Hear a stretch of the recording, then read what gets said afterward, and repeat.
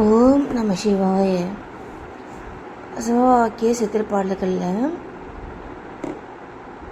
எத்திசைக்கும் இவ்வுயிருக்கும் எங்கள் அப்பன் எம்பிரான்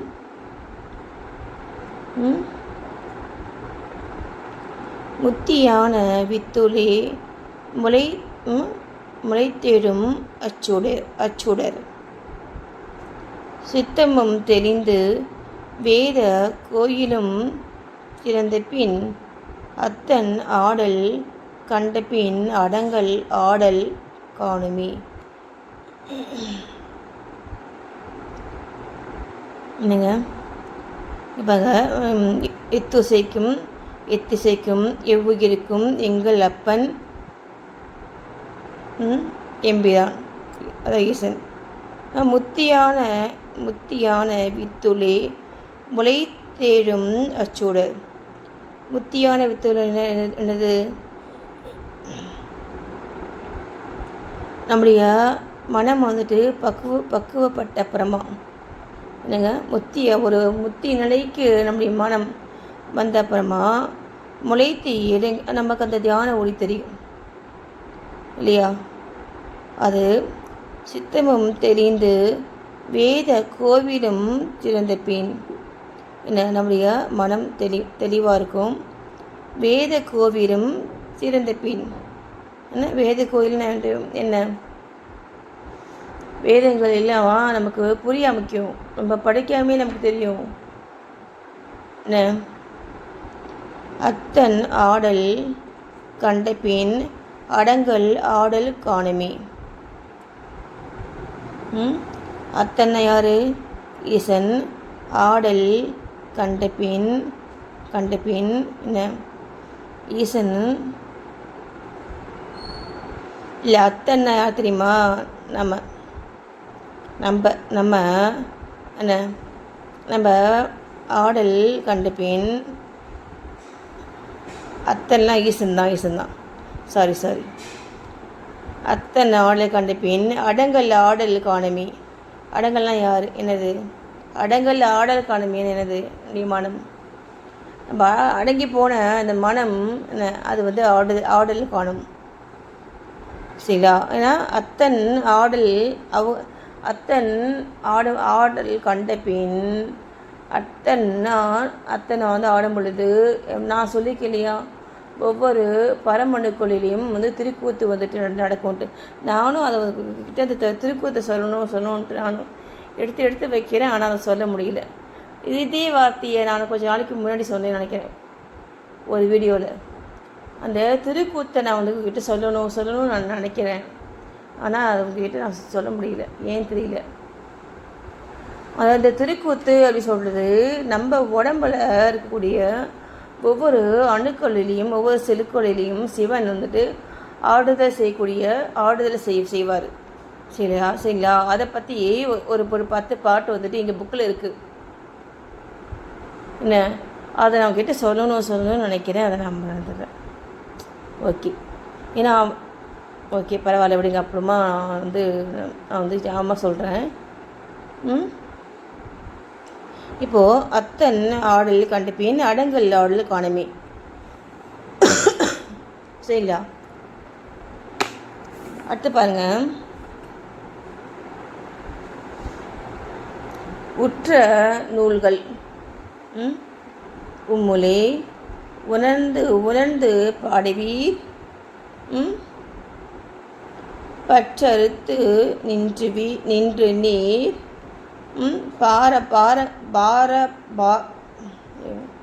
பராபரங்கள் எய்துவீர் பற்றறுத்து நின்று நீர் பராபரங்கள் எய்துவீர்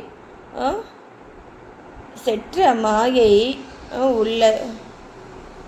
உள்ளரை செரு கருத்து இருந்திடில் செற்ற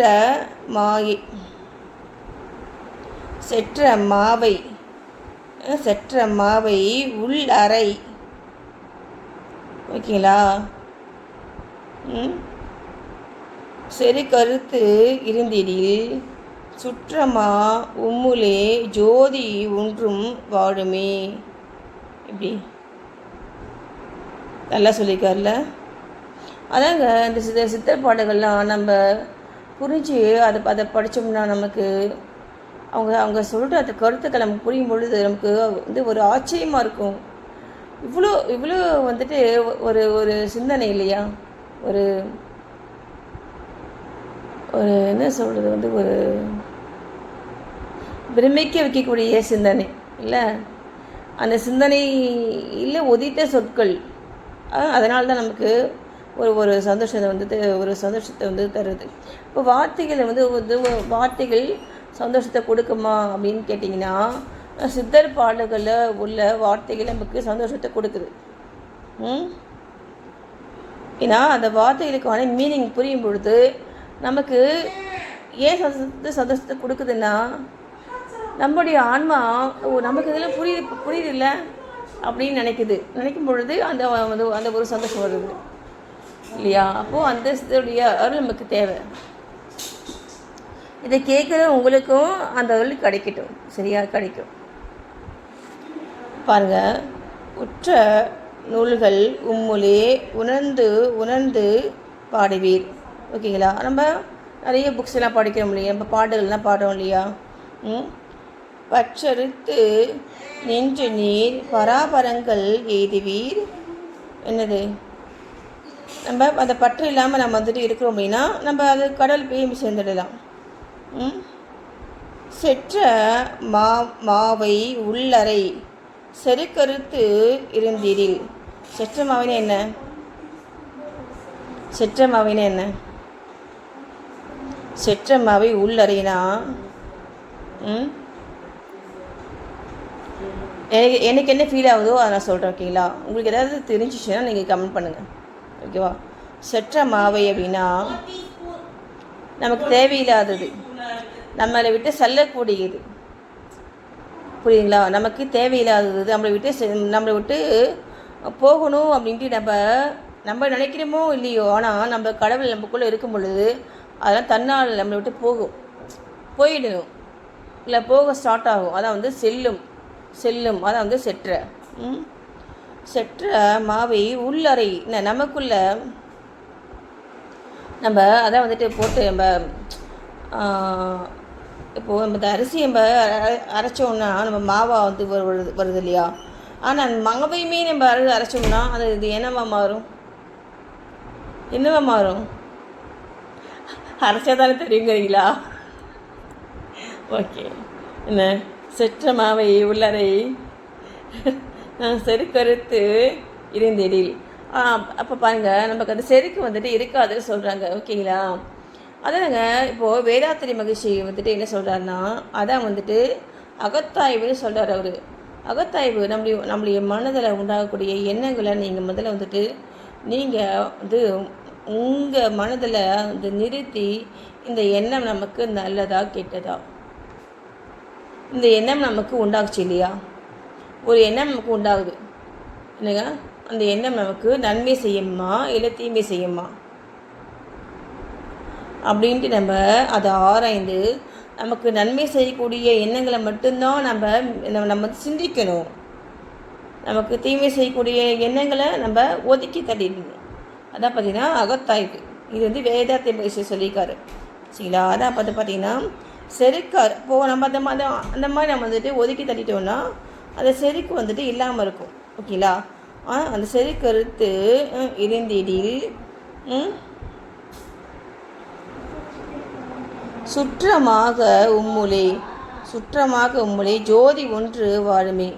என்ன சுற்றமாக என்ன, நம்முடைய சொந்தக்காரங்க மாதிரி என்ன, எப்போவுமே நம்ம கூடவே ஒரு சொந்தக்காரங்க இருக்காங்க இல்லையா. அது மாதிரி நமக்குள்ள அந்த அந்த அந்த ஆன்ம ஜோதி அது வந்து நமக்குள்ளே வந்து வாழும், நமக்குள்ளே இருக்கும்.